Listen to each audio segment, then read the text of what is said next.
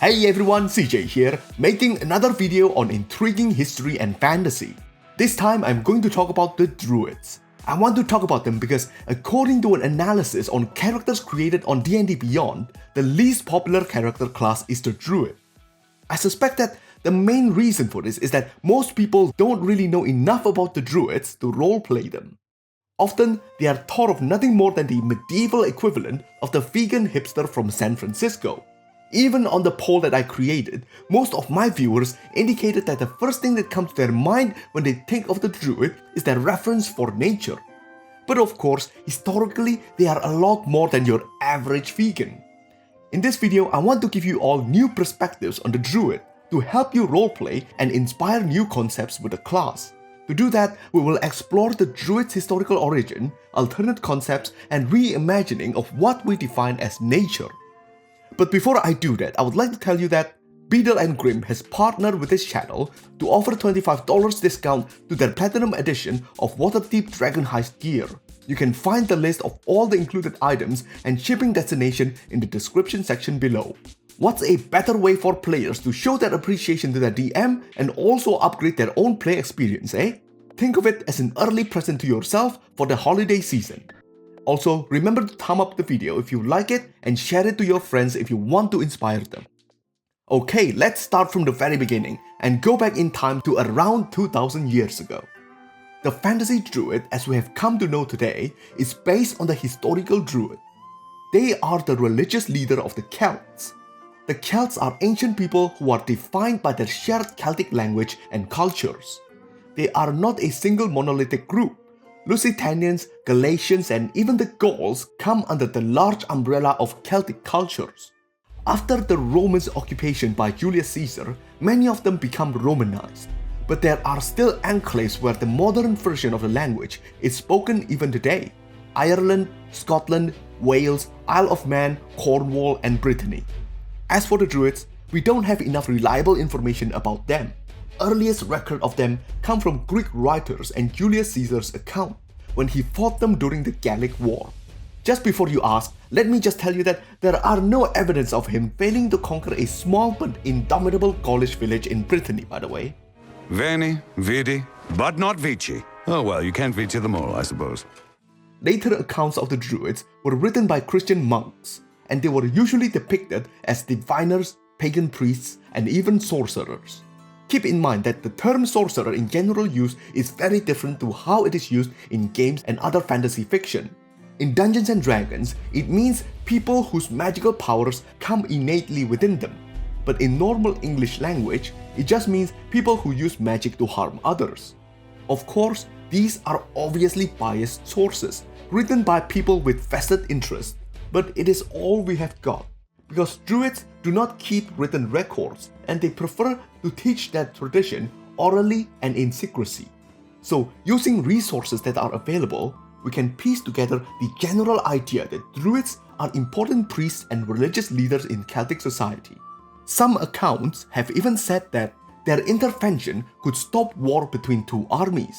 We don't know how much about what they actually believe in because they are very secretive with their knowledge, only conducting their instructions in caves and forests. Accounts say that they studied nature and astrology, believed in reincarnation, and worshipped the Celtic gods such as Taranis, the god of thunder, and Epona, the goddess of fertility and protector of horses. What we have evidence of though is their practice of human sacrifice. Different gods demand different methods, the most famous one being the Wicker Man. In this gruesome practice, the victims are usually criminals, but sometimes innocents are also placed in human-shaped effigies and are burned alive. This gruesome piece of history usually gets overlooked in fantasy and role-playing games, presumably because most people don't want to play as superstitious murder monsters. This is understandable, just as we want to fantasize about living in a medieval fantasy world but not wanting to experience tuberculosis. But you have to admit that it is kind of metal, isn't it? It is a good story element for evil Druid characters or NPCs. I would dare to hazard a guess that the majority of people who are attracted to the Druid class are not exactly fans of the historical origin. it is not exactly known how much do the Druids actually revere or worship nature, but the idea of nature worship in itself is a very attractive concept. That's why after over 1,000 years of being forgotten, Druidism is revived by the New Druid movement in the 18th century. This version of Druidism is closer to the pop cultural imagination of the Druids, with emphasis on venerating nature. This phenomenon where the imagined concept, the copy, becomes more important than the original is defined by the French philosopher Jean Baudrillard as a simulacrum. There is no reason to fight this. I think we should accept the image of the Druid as nature worshippers since it is what attracted some gamers to the class in the first place. As Mark Twain had said, never let the truth get in the way of a good story. But let's not forget where the original idea came from, so that we can have a base to build new narratives upon. Due to the popular depiction of fantasy druids having the power to transform into animals, we have also come to associate this power with druids. There are many shapeshifters in Celtic mythology. The gods and enchantress such as Cedric has that power, but it is not directly attributed to druids. It is not even unique to Celtic mythology. It is a common theme throughout the world.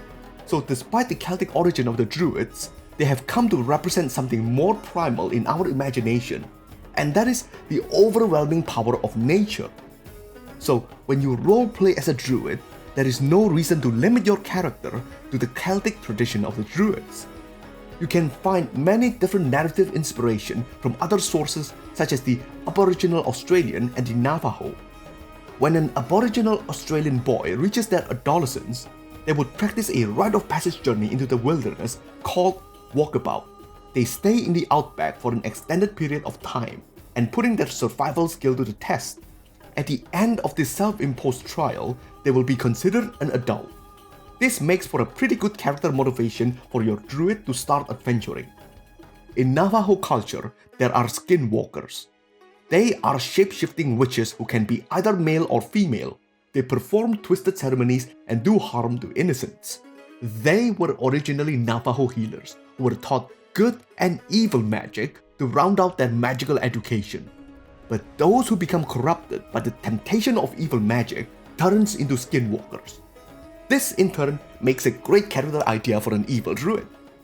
Now, let's move on to the confusing and inconsistent concept of nature in Dungeons & Dragons. Druids can only transform into creatures with the beast creature type. And in a fantasy world, most people would imagine griffins to be part of the natural fauna. But apparently, they are not. Griffins are considered as monstrosities. Then, when we started to think that druids can only transform into Earth's native animals, we are proven wrong again.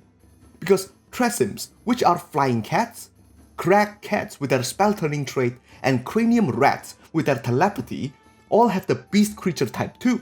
The Circle of the Moon druid can even turn into elementals. So the concept of what's natural in Dungeons & Dragons is really weird. On one hand, they can be like the Earth-based carbon lifeform supremacists. It would be pretty hilarious to do a Gaia-fascist extraplanar colonization campaign. But on the other hand, there is this circle of dream druids that derives power from the Feywild. In my personal opinion, I think the Earthbound inspiration for druids is very limiting, and we should really expand the scope of the class and rethink the definition of nature, and perhaps even life itself. Looking into the D&D multiverse, we can find a wholly different manifestation of life and nature by exploring the various elemental planes. What do you think nature in the elemental plane of fire look like? And how about life in the elemental plane of air? Speaking about nature from our own world, why haven't we looked upwards for inspiration? Towards the boundless natural wonders of the cosmos and embrace its glory? What can be cooler than being a cosmic druid who derives power from the trillions of stars that occupies the universe? And also black holes that consume gas giants and the suns of distant worlds. In the grander scale of the universe, what is considered life? The Gaia hypothesis proposed by James Lovelock imagines Earth as a living being, the result of an emergent property manifested by the interaction between living organisms on Earth. Imagine wild shaping into a cosmic scale life form and go toe to toe against a universal great threat. What can be more awesome than this? Well, now that I've planted the idea seed, I guess it is only a matter of time until someone creates the Cosmic Druid class. Alright, that's it for the video. Remember to share the video with your friends to give them the inspiration to play Druids. Also, comment below if you've got a cool character concept or subclass ideas for Druids. CJ, over and out.